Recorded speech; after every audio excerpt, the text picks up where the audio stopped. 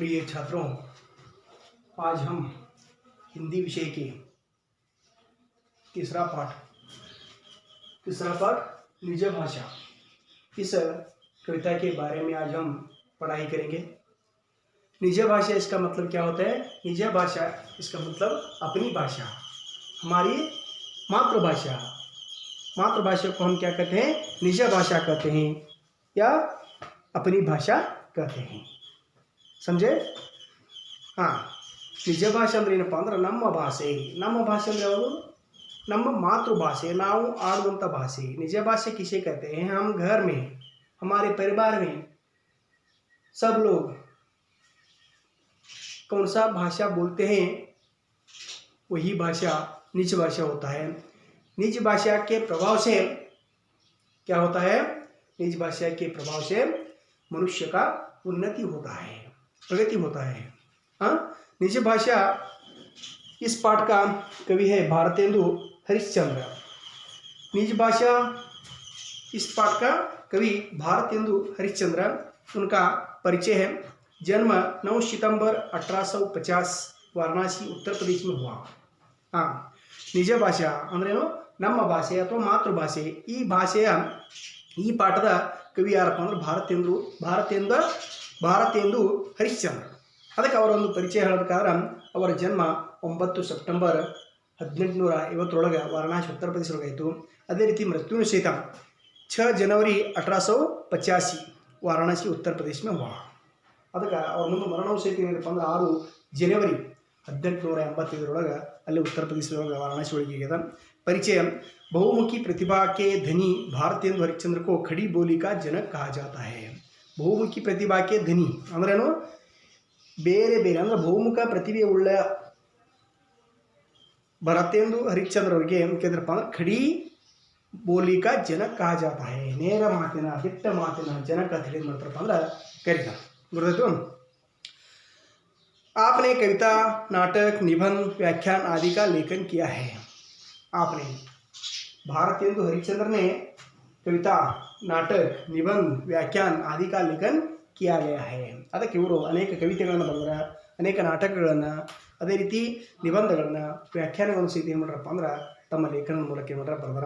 ಅದಕ್ಕೆ ಪ್ರಮುಖ ಕೃತಿಯ ಅವರು ಬರೆದಂಥ ಪ್ರಮುಖ ಕೃತಿಗಳು ಯಾವಪ್ಪ ಅಂದ್ರೆ ಬಂದರ್ ಸಭಾ, बकरी का विलाप हास्य काव्य कृतियाँ, अंधेर नगरी, चौपट राजा ಇದು ಹಾಸ್ಯವ್ಯಂಗ್ಯ ಪ್ರಧಾನ ನಾಟಕದ, ಭಾರತ್ ವೀರತ್ವ, ವಿಜಯ ವೈಜಯಂತಿ, ಸುಮನಾಂಜಲಿ, ಮಧುಮುಕಲ, ವರ್ಷಾ ವಿನೋದ, ರಾಗ ಸಂಗ್ರಹ ಆದಿ ಕಾವ್ಯ ಸಂಗ್ರಹ। ಅದಕ್ಕೆ ಅವರು ಬರೆದಂಥ ಹಿಂದಿ ಭಾಷೆಯಲ್ಲಿರುವಂಥ ಅನೇಕ ಪ್ರಮುಖ ಕೃತಿಗಳು ಯಾವಪ್ಪ ಅಂದರೆ ಎಲ್ಲ ಬರ್ತಾರೆ। ಅವು ಬಂದರ್ ಸಭಾ, ಬಕ್ರಿ ಕಾ ವಿಲಾಪ, अंधेर नगरी, चौपट राजा, भारत वीरत्व, विजय वैजयंती, ಸುಮನಾಂಜಲಿ, ಮಧುಮುಕಲ, ವರ್ಷಾ ವಿನೋದ, ರಾಗ ಸಂಗ್ರಹ ಇಂಥ ಅನೇಕ ಕೃತಿಗಳು ಅವರೇನಪ್ಪ ಅಂದ್ರೆ ಪ್ರಸಿದ್ಧವಾಗಿಲ್ಲ। ಇವೆಲ್ಲ ಏನಪ್ಪ ಅಂದ್ರೆ ಕಾವ್ಯ ಸಂಗ್ರಹಗಳು ಅದಾವ। पद्य संबंधी ಏನು ಬರ್ತಾರ? दोहा। दोहा इसका मतलब क्या होता है? दोहा ಕನ್ನಡದಲ್ಲಿ ಏನಪ್ಪ ಅಂದ್ರೆ ದ್ವಿಪದಿ ಅಂತ ಹೇಳ್ತಾರೆ। दोहा ಅಂದ್ರೇನು? ದ್ವಿಪದಿ, 2 ಸಾಲಿನ ಪದ್ಯಕ್ಕೆ ಏನು ಕರೀತಾರಪ್ಪ ಅಂದ್ರೆ ದ್ವಿಪದಿ ಅಂತ ಕರೀತಾರೆ। ಹಿಂದಿ ಒಳಗೆ ಏನು ಕರೀತಾರೆ? दोहा ಅಂತ ಹೇಳ್ತಾರೆ।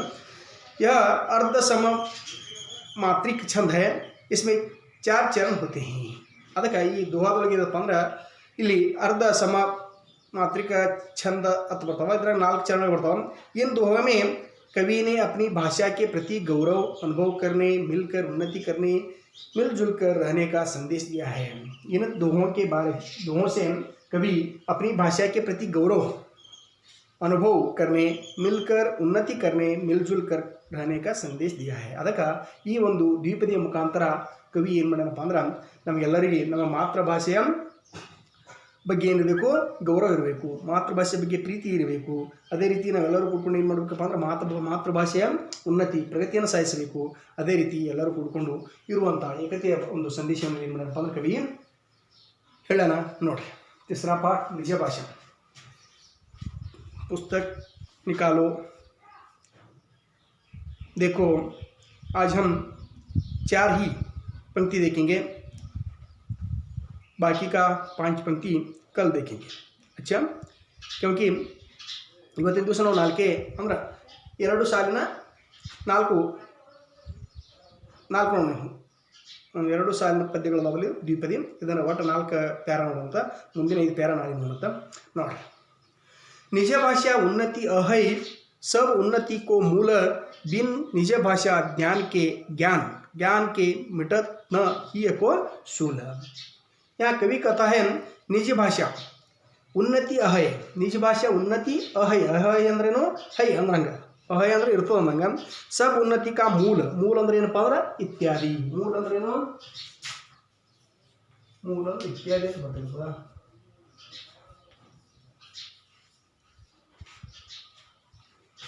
ಅಥವಾ आरंभ अर्थ.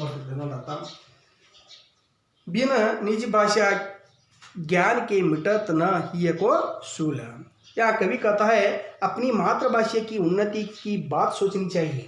कवि क्या कहता है? हम अपनी मातृभाषा की उन्नति की बात सोचनी चाहिए. यदि उसकी उन्नति होती है तो मनुष्य की हर प्रकार से उन्नति होती है. कवि क्या कहता है? हर एक व्यक्ति अपनी मातृभाषा की उन्नति के बारे में सोचनी चाहिए. ಪ್ರತಿಯೊಬ್ಬ ಮನುಷ್ಯ ತನ್ನ ಮಾತೃಭಾಷೆಯ ಉನ್ನತಿಯ ಸಲುವಾಗಿ, ಪ್ರಗತಿಯ ಸಲುವಾಗಿ ಏನು ಮಾಡಬೇಕಪ್ಪ ಅಂದ್ರೆ ವಿಚಾರ ಮಾಡಬೇಕು ಅಂತ ಹೇಳ್ತೀವಿ ಹೇಳ್ತಾನೆ. यदि उसकी उन्नति होती है तो क्या होता है? मनुष्य की हर प्रकार से उन्नति होती है. ನಾವು ಪ್ರತಿಯೊಬ್ಬರು ಏನು ಮಾಡಬೇಕಪ್ಪ ಅಂದ್ರೆ ನಮ್ಮ ಮಾತೃಭಾಷೆಯ ಬಗ್ಗೆ ಮತ್ತು ನಮ್ಮ ಮಾತೃಭಾಷೆಯ ಉನ್ನತಿಯ ಬಗ್ಗೆ ಏನು ಮಾಡಬೇಕು, ವಿಚಾರ ಮಾಡಬೇಕು. ನಮ್ಮ ಮಾತೃಭಾಷೆಯ ಉನ್ನತಿ ವಿಕಾಸ ಆಯ್ತಪ್ಪ ಅಂದ್ರೆ ಏನಾಗ್ತಪ್ಪ ಅಂದ್ರೆ ಮನುಷ್ಯನ ಪ್ರತಿಯೊಂದು ಉನ್ನತಿ, प्रतियೊಂದು क्षेत्रಗಳು उन्नति आलक प्रगति आलक ಏನಪ್ಪ ಅಂದ್ರೆ ಸಾಧ್ಯ ಅಂತ ಹೇಳ್ತಾರೆ.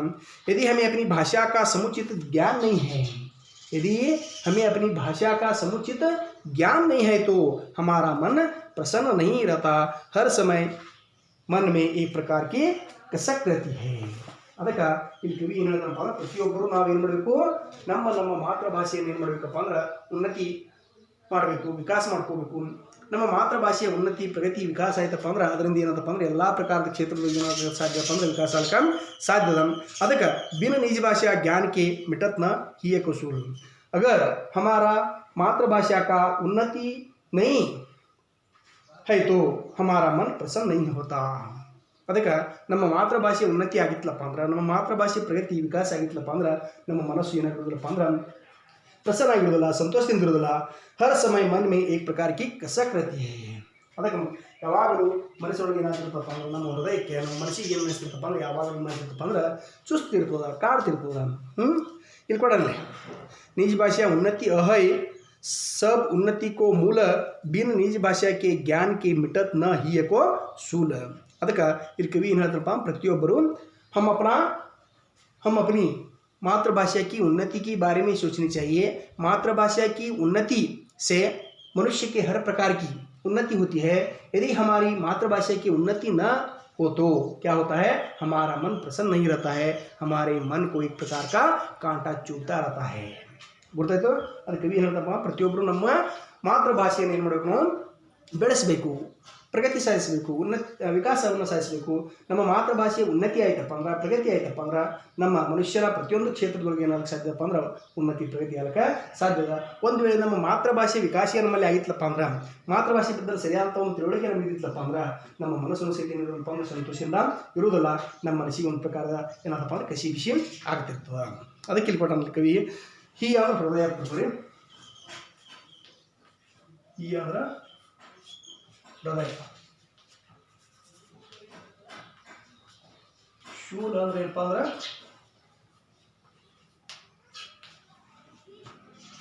ತ್ರಾಸ, ತೊಂದರೆ, ನಂಬರ್ ಏನಪ್ಪ ಅಂದ್ರೆ ಚುಚ್ಚುವುದು,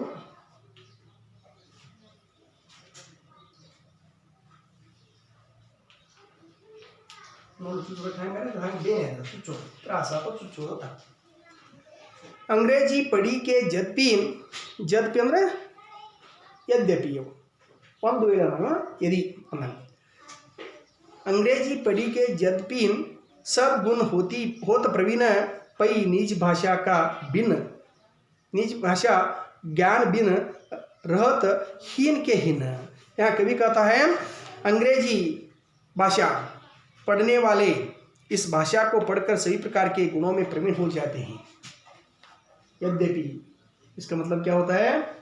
यद्यपि आज के युग में अंग्रेजी पढ़ने वाले इस भाषा को पढ़कर सभी प्रकार के गुणों में प्रवीण हो जाते हैं, परंतु यदि अपनी भाषा का पूर्ण रूप से ज्ञान नहीं है तो व्यक्ति का संपूर्ण विकास नहीं हो सकता। हम अंग्रेजी पढ़ते हैं, अंग्रेजी पढ़ते हैं, अंग्रेजी पढ़ने वाले लोग क्या करते हैं, सभी प्रकार के गुणों में प्रवीण हो जाते हैं। ಅಂದ್ರೆ ನಾವೆಲ್ಲರೂ ಏನು ಮಾಡ್ತೀವಪ್ಪ ಅಂದ್ರೆ ಇಂಗ್ಲೀಷನ್ನು ಕಲಿತಿರ್ತೇವೆ, ಅಂಗ್ರೇಜಿ ಅಂದ್ರೆ ಇಂಗ್ಲೀಷ ಓದಿದಂಥ ಜನರು ಎಲ್ಲರೊಳಗೆ प्रवीणरागिर्ताರ, चतुरागिर्ताರ ಅಂತ ಹೇಳಿದ್ರೆ ಇಲ್ಲಿ परंतु यदि अपनी भाषा का पूर्ण रूप से ज्ञान नहीं है तो व्यक्ति का संपूर्ण विकास नहीं हो सकता है। ಮೊದಲೇನು ಬೇಕಪ್ಪ ಅಂದ್ರೆ ಮೊದಲ ಮನುಷ್ಯನಿಗೆ ಮಾತೃಭಾಷೆಯ ಸಂಪೂರ್ಣವಾದಂಥ ತಿಳುವಳಿಕೆ ಬೇಕು। ಅದಕ್ಕೆ ಇಲ್ಲಿ ಹೇಳ್ತಾನೆ ಕವಿ, ಏನು ಹೇಳ್ತಾನೆ, अंग्रेजी पढ़ी के जब भी सब गुण होत प्रवीण, पई निज भाषा ज्ञान बिन रहत हीन के हीन। ಅದಕ್ಕೆ कवि ಹೇಳ್ತಾನೆ, आज के युग में अंग्रेजी पढ़ने वाले सभी लोग क्या होते हैं, अंग्रेजी के बारे में प्रवीण हो जाते हैं। ಈಗಿನ ಕಾಲದೊಳಗೆ ಇವತ್ತಿನ ಯುಗದೊಳಗೆ ಏನು ಮಾಡ್ತಾರಪ್ಪ ಅಂದ್ರೆ ಇಂಗ್ಲೀಷವನ್ನು ಓದಿದಂಥ ಜನರು ಇಂಗ್ಲೀಷ್ ಭಾಷೆ ಒಳಗೆ ಏನಾಗಿರ್ತಪ್ಪ ಪ್ರವೀಣರಾಗಿರ್ತಾರೆ, ಚತುರಾಗಿರ್ತಾರೆ ಅಂತ ಹೇಳಿ ಕವಿ ಹೇಳ್ತಾನೆ। ಅದಕ್ಕೆ सभी ಅಂದ್ರೆ ಎಲ್ಲ ಪ್ರಕಾರದ ಗುಣಗಳು ಪ್ರವೀಣ ಆಗಿರ್ತಾನೆ, परंतु यदि अपनी भाषा का पूर्ण रूप से ज्ञान नहीं है, यदि अपनी भाषा का पूर्ण रूप से ज्ञान नहीं है तो क्या होता है, व्यक्ति का संपूर्ण विकास नहीं हो सकता। ಅದಕ್ಕೆ ಮೊದಲು ಏನು ಬೇಕಪ್ಪ ಅಂದ್ರೆ ನಮ್ಮ ಮಾತೃಭಾಷೆಯೇ ವಿಕಾಸ ಆಗಿತ್ತಲಪ್ಪ ಅಂದ್ರೆ ಏನಾಗೋದಿಲ್ಲಪ್ಪ ಅಂದ್ರೆ ವ್ಯಕ್ತಿಯ ಯಾವುದೇ ಪ್ರಕಾರದ ವಿಕಾಸ ಆಗೋದಿಲ್ಲ। ಗೊತ್ತಾಯ್ತು? ಇನ್ನು उन्नति पूरी है तब ही जब घर उन्नति होए, निज शरीर उन्नति के रहत मूढ़ सब कोई। यह कवि कहता है कोई भी परिवार तभी उन्नत समझा जाएगा। एक घर में 10-12 लोग रहते हैं, सब लोग को उन्नति समझा जाता है जब उस घर के सभी सदस्य उन्नत विचारधारा वाले हो। यदि केवल मुखिया ही उन्नत हो, प्रवीण हो, वह अन्य सदस्यों की उन्नति पर ध्यान न दे तो परिवार के अन्य सदस्य मूर्ख रह ही जाएंगे। यहाँ कवि कहता है, अगर हम एक घर को क्या कहते हैं, यदि हमारी एक घर को उन्नत समझा जाएगा तो ಒಂದು ವೇಳೆ ನಾವು ಯಾವುದೇ ಒಂದು ಕುಟುಂಬವನ್ನು ಅಥವಾ ಯಾವುದೇ ಒಂದು ಪರಿವಾರವನ್ನು ಉನ್ನತ ಕುಟುಂಬ, ಉನ್ನತ ಪರಿವಾರ ಅಂತ ಹೇಳಿ ತಿಳ್ಕೊಂಡೇವಪ್ಪ ಅಂದ್ರೆ ಅವರು ಎಲ್ಲದರೊಳಗೆ ಏನಾಗಿರ್ತಪ್ಪ ಅಂದ್ರೆ ಉನ್ನತಿಯನ್ನು ಸಾಧಿಸಿರ್ತಾರೆ, ಪ್ರವೀಣರಾಗಿರ್ತಾರೆ, ಅವರು ಪ್ರವೀಣರಾಗಿರ್ತಾರೆ। ಆದ್ರೆ ಹಿಂದಿರುವಂಥ ಮಕ್ಕಳ ಕಡೆಗೆ ಅಥವಾ ಹಿಂದಿರುವಂಥ ಜನರ ಉನ್ನತಿ ಕಡೆಗೆ ಲಕ್ಷ್ಯ ಕೊಡಲಿಲ್ಲಪ್ಪ ಅಂದ್ರೆ ಅವರೆಲ್ಲರೂ ಏನಾಗ್ತಿರ್ತಾರಪ್ಪ ಅಂದ್ರೆ ಮೂರ್ಖರಾಗ್ತಿರ್ತಾರೆ, ದಡ್ಡರಾಗ್ತಿರ್ತಾರೆ ಅಂತ ಅರ್ಥ। ಗೊತ್ತಾಯ್ತು? उन्नति पूरी है तभी जब घर उन्नति होए। ಅದಕ್ಕೆ कवि ಹೇಳ್ತಾನೆ, उन्नति पूरी है तभी जब घर उन्नति होए। एक परिवार के सभी लोग उन्नति के हैं, प्रगति के हैं, निज शरीर उन्नति के रत मूढ़ सब कोई। वे लोग बच्चों की ओर ध्यान न दे तो क्या होता है, वो सब मूढ़ हो जाता है। मूढ़ अंद्रेनो मूर्ख।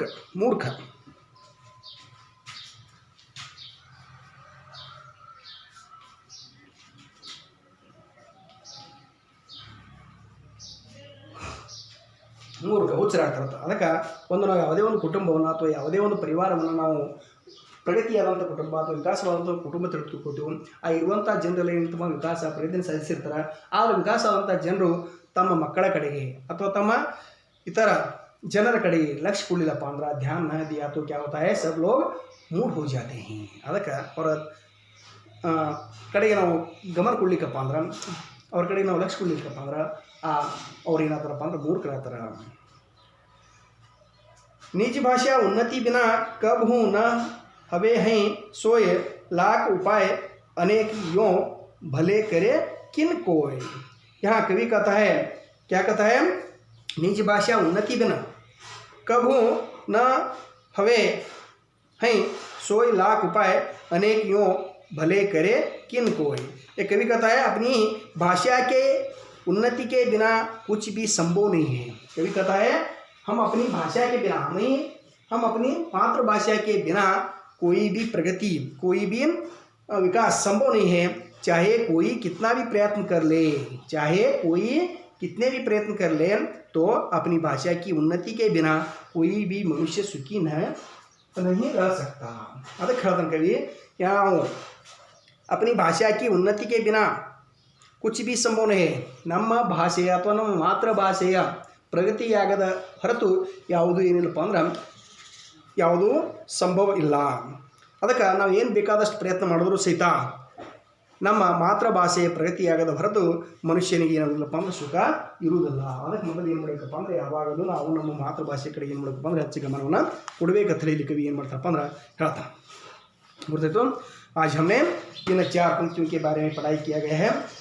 बाकी का 5 पंक्ति कल देखेंगे. देखो अब एक बार, हाँ, निज भाषा उन्नति है सब उन्नति को मूल, बिन निज भाषा ज्ञान के मिटत न ही को सूल.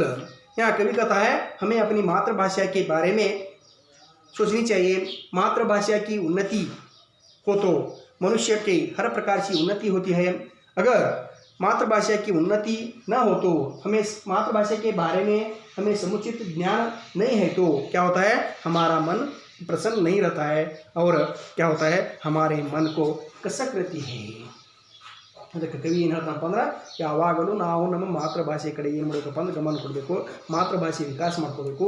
ಮಾತೃಭಾಷೆ ವಿಕಾಸ ಆಯ್ತಪ್ಪ ಅಂದ್ರೆ ಮಾನವನ ಪ್ರತಿಯೊಂದು ಕ್ಷೇತ್ರದೊಳಗೆ ಏನಾಗಕ್ಕೆ ಸಾಧ್ಯದಪ್ಪ ಅಂದ್ರೆ ಉನ್ನತಿ ಆಗಕ್ಕೆ ಸಾಧ್ಯದ, ಪ್ರಗತಿ ಆಗಕ್ಕೆ ಸಾಧ್ಯದ. ಇನ್ನು ಒಂದು ವೇಳೆ ಮಾತೃಭಾಷೆ ವಿಕಾಸ ಆಗಿತ್ತಲಪ್ಪ ಅಂದ್ರೆ ಏನಾಗೋದಿಲ್ಲಪ್ಪ ಅಂದ್ರೆ ಮನುಷ್ಯನ ಮನಸ್ಸಿಗೆ ಏನಾಗೋದಿಲ್ಲಪ್ಪ ಅಂದ್ರೆ ಸಂತೋಷ ಸಮಾಧಾನ ಇರೋದಿಲ್ಲ. ಅವನ ಮನಸ್ಸಿಗೆ ಒಂದು ಪ್ರಕಾರದ ಏನಪ್ಪ ಅಂದ್ರೆ ನೋವು ತೊಂದರೆ ಆಗ್ತಿರುತ್ತೆ. ಇನ್ನು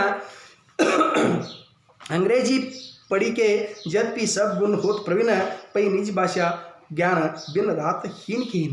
यहाँ कवि कहता है, क्या कहता है, आज के युग में लोग क्या कहते हैं, अंग्रेजी पढ़ने वाले इस भाषा को पढ़कर सभी क्षेत्र में क्या रहते हैं, प्रवीण हो जाते हैं. परंतु यदि अपनी भाषा का पूर्ण रूप से ज्ञान नहीं है तो व्यक्ति का संपूर्ण विकास नहीं हो सकता है. ಇಂದಿನ ಯುಗದೊಳಗೆ ಏನು ಮಾಡ್ತಾರಪ್ಪ ಅಂದ್ರೆ ಇಂಗ್ಲೀಷನ್ನು ಕಲಿತಂಥ ಜನರು ಎಲ್ಲ ಕ್ಷೇತ್ರದಲ್ಲೂ ಪ್ರವೀಣ ಆಗಿರ್ತಾರೆ ಹಿಂಗೆ ಇರೋದಿಲ್ಲ. ಯಾಕಂದ್ರೆ ಇಂಗ್ಲೀಷ್ನಲ್ಲಿ ಪ್ರವೀಣ ಆಗಬೇಕಾದ್ರೆ ಮೊದಲವನೇ ಏನಾಗಿರಬೇಕು, ಮಾತೃಭಾಷೆಯೊಳಗೆ ಏನಾಗಿರಬೇಕು, ಚತುರನಾಗಿರಬೇಕು. ಅದಕ್ಕೆ ಹೇಳ್ತಾನೆ कवि, सबसे पहले मातृभाषा की अपनी भाषा में अपनी भाषा का पूर्ण रूप से ज्ञान नहीं है. ಒಂದು ವೇಳೆ ನಮ್ಮ ಮಾತೃಭಾಷೆಯ ಬದಲು ನಮಗೆ ಸಂಪೂರ್ಣವಾದ ಜ್ಞಾನ ಇದ್ದಿಲ್ಲಪ್ಪ ಅಂದ್ರೆ ಮನುಷ್ಯ ವ್ಯಕ್ತಿ का संपूर्ण विकास नहीं हो सकता. ಅದಕ್ಕೆ ನಮ್ಮ ಮಾತೃಭಾಷೆ ವಿಕಾಸ ಆಗಿತ್ತಪ್ಪ ಅಂದ್ರೆ ಮನುಷ್ಯನ ವ್ಯಕ್ತಿತ್ವ ಏನಾಗೋದಿಲ್ಲಪ್ಪ ಅಂದ್ರೆ ವಿಕಾಸ ಆಗೋದಿಲ್ಲ. और तीसरा है उन्नति पूरी है तब जब घर उन्नति होए निज शरीर उन्नति के रथ मुख सब को. कभी कहता है अगर एक परिवार को, एक घर को हम क्या समझते हैं, उन्नत समझा जाता है और घर के सभी लोग, सभी सदस्य उन्नत विचारधारा वाले होते हैं. यदि केवल मुखिया ही उन्नत हो, प्रवीण हो, वह अपने इतर सदस्यों की ओर ध्यान न दिया तो क्या होता है, वे बाकी सब लोग क्या हो जाते हैं, मूल हो जाते हैं. कवि ಏನು ಹೇಳ್ತಾನಪ್ಪ ಅಂದ್ರೆ ಒಂದು ಕುಟುಂಬದಲ್ಲಿರುವಂಥ ಜನರು, ಒಂದು ಪರಿವಾರದಲ್ಲಿರುವಂಥ ಜನರು ಸಾಕಷ್ಟು ಪ್ರಗತಿಯೊಳಗದರ, ಸಾಕಷ್ಟು ವಿಕಾಸ ಹೊಂದಿದವರು ಅಂತ ತಿಳ್ಕೊಂಡ್ರು ಸಹಿತ ಅವರ ವಿಚಾರಗಳು, ಅವರ ಒಳ್ಳೆಯ ವಿಚಾರ ಎಲ್ಲ ಏನಾಗಿರ್ತಪ್ಪ ಅಂದ್ರೆ ಉನ್ನತಿ ಆಗೋದಿರ್ತಿರ್ತವ. ಆದ್ರೆ ಅವರು ಇತರ ಉಳಿದ ಸದಸ್ಯರ ಕಡೆಗೆ ಗಮನ ಕೊಡಲಿಲ್ಲಪ್ಪ ಅಂದ್ರೆ, ಅವರ ಪೀಳಿಗೆಗಳಿಗೆ ಗಮನ ಕೊಡಲಿಲ್ಲಪ್ಪ ಅಂದ್ರೆ ಏನಾಗ್ತಿರ್ತಪ್ಪ ಅಂದ್ರೆ ಅವರು ಸಹಿತ ಏನಾಗ್ತಾರೆ, ಮೂರ್ಖರಾಗ್ತಾರೆ. ಅದಕ್ಕೆ ಕವಿ ಹೇಳ್ತಾನೆ ಮತ್ತು निज भाषा उन्नति बिना कब हूँ न हवे सोए लाख उपाय अनेक हो भले करे किन को है. कभी कहता है अपनी भाषा की उन्नति के बिना कुछ भी संभव नहीं है. ಮೊದಲು ಏನಾಗಬೇಕಪ್ಪ ಅಂದ್ರೆ ನಮ್ಮ ಮಾತೃಭಾಷೆಯ ಉನ್ನತಿ ಆಗಬೇಕು, ಪ್ರಗತಿ ಆಗಬೇಕು. ಮಾತೃಭಾಷೆಯ ಉನ್ನತಿ ಆಗದ ಹೊರತು ಯಾವುದು ಏನಾಗೋದಿಲ್ಲಪ್ಪ ಅಂದ್ರೆ ಯಶಸ್ವಿ ಆಗೋದಿಲ್ಲ. हम कुछ भी कोशिश कर ले, ನಾವೆಷ್ಟು ಬೇಕಾದಷ್ಟು ಪ್ರಯತ್ನ ಮಾಡೋರು ಸಹಿತ अपनी भाषा की उन्नति के बिना कोई भी मनुष्य सुखी नहीं रह सकता. ಅದಕ್ಕೆ ನಮ್ಮ ಮಾತೃಭಾಷೆಯ ಪ್ರಗತಿ ಆಗದ ಹೊರತು, ವಿಕಾಸ ಆಗದ ಹೊರತು ಮನುಷ್ಯನ ಯಾವುದೇ ವಿಕಾಸ ಆಗಲಿಕ್ಕೆ ಸಾಧ್ಯ ಇಲ್ಲ ಅಂತ ಹೇಳಿ ಹೇಳ್ತಾನೆ. ಅದಕ್ಕೆ ಕವಿ ಇಲ್ಲಿ ಏನು ಮಾಡಪ್ಪ ಅಂದ್ರೆ ಹೆಚ್ಚು ಮಾತೃಭಾಷೆ ಕಡೆಗೆ ಏನು ಮಾಡಪ್ಪ ಅಂದ್ರೆ ಹೆಚ್ಚು ಒತ್ತನ್ನು ಕೊಟ್ಟನು. ಉಳಿದು ನಾಳೆಗೆ ನೋಡೋಣ.